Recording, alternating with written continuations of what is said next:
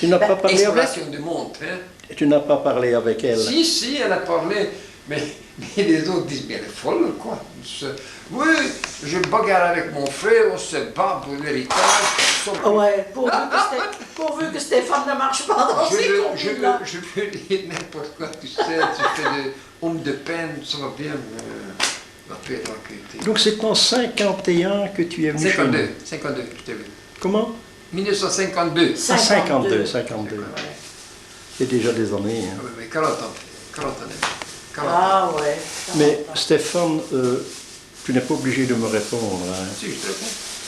Mais tu nous as dit donc que tu es venu de la Hongrie avec le gros donc. Non, pas avec lui. Ah, c'était pas avec le gros que tu es venu? Non.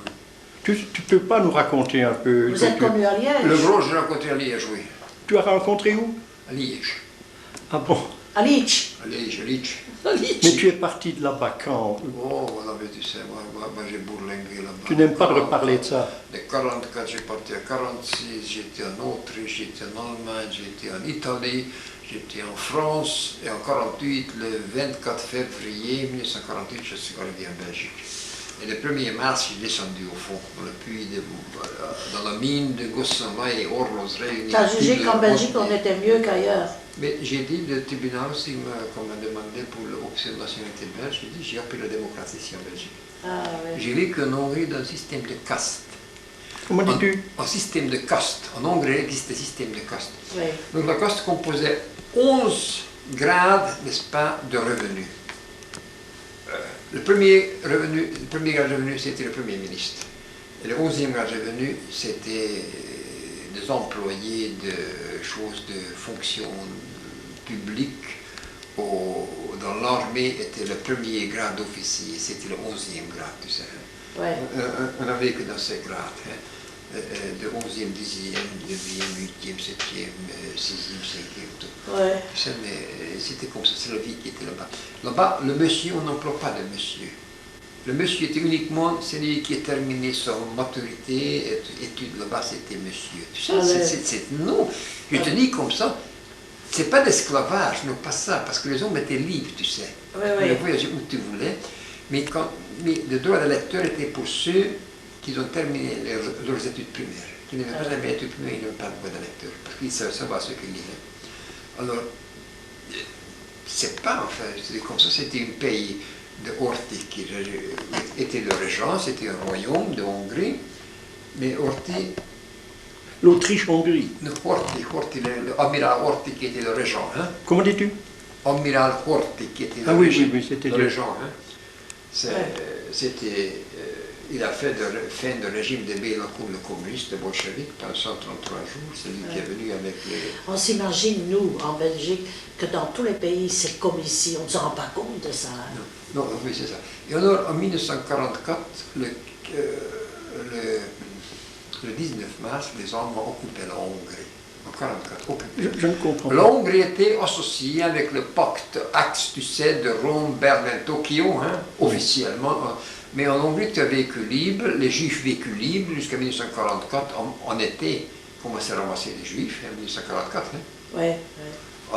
Emmenés en Allemagne, la fin de la guerre. Hein. On les a ramassés Et puis, partout, ouais. Et puis, nous autres étions occupés en 1944 le 19 mars, hein. C'était un dimanche. Hein. On est allemand occupé partout le pays.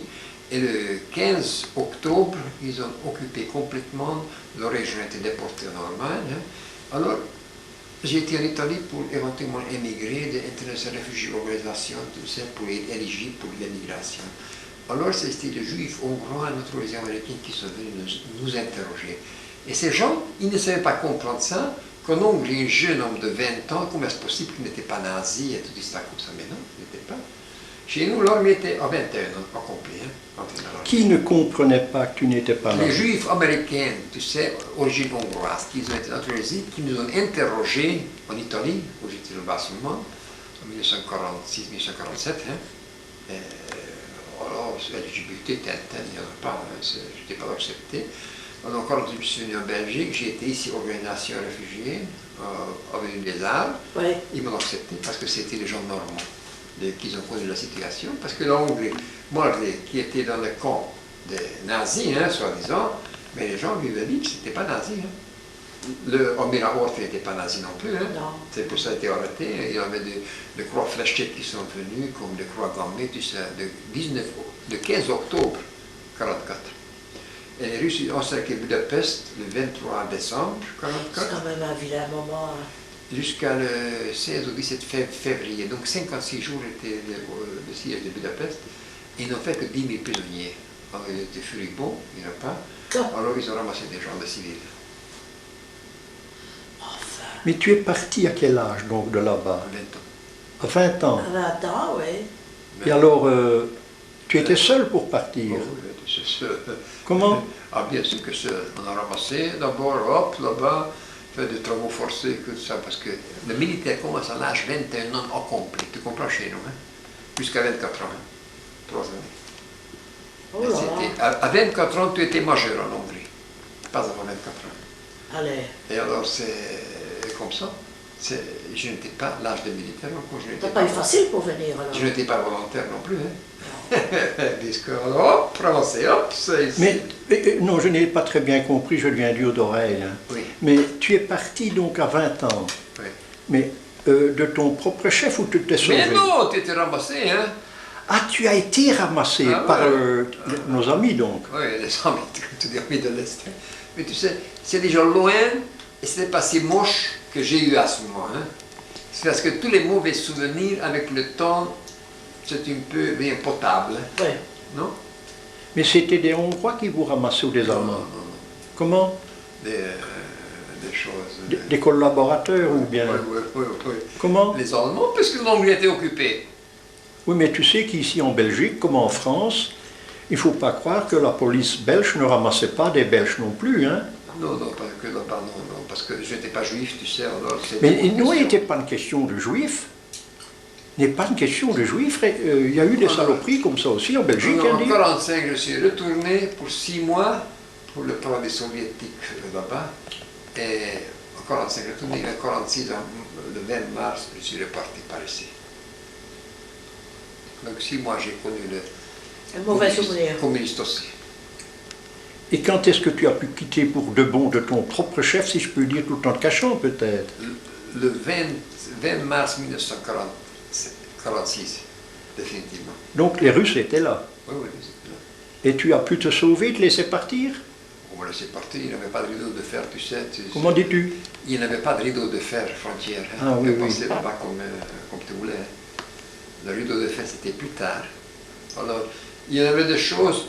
On a aidé le prêtre jésuite hongrois pour sauver, qui était en concentration russe là-bas, avec les anciens prisonniers de guerre italiens qui sont revenus de Russie, traversé la Hongrie, on a mis dedans dans le wagon.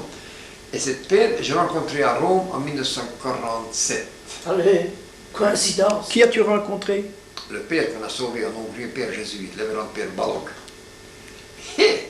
Alors j'ai demandé une place qu'il peut me donner. Il m'a donné une place, une sacristaine. À l'église Saint-Sylvestre. Ça, c'est pas mal. À côté du grand poste de Rome. Hein. En Italie, ça. En Italie, oui. Et puis j'ai des sacristains là-bas pendant 8 jours.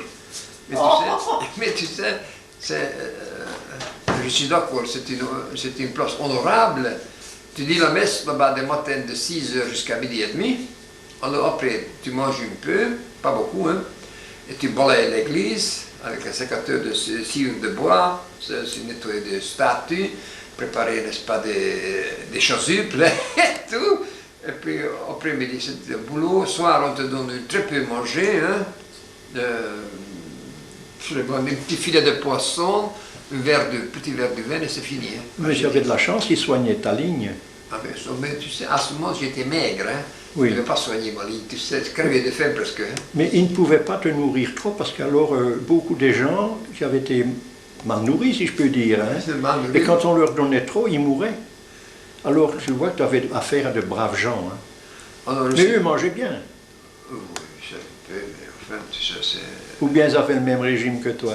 Ah, ça, je ne sais pas, parce que nous avons mangé à part dans la cuisine. Ah oui, hein, oui, oui, ils ne voulaient pas vous du gêner. personnel. Oh, hein, ils tu étaient sais. discrets. Mais il est 8h moins quart, je m'en vais, hein, parce que c'est gentil. J'essaie d'aller chez Michel. Demain.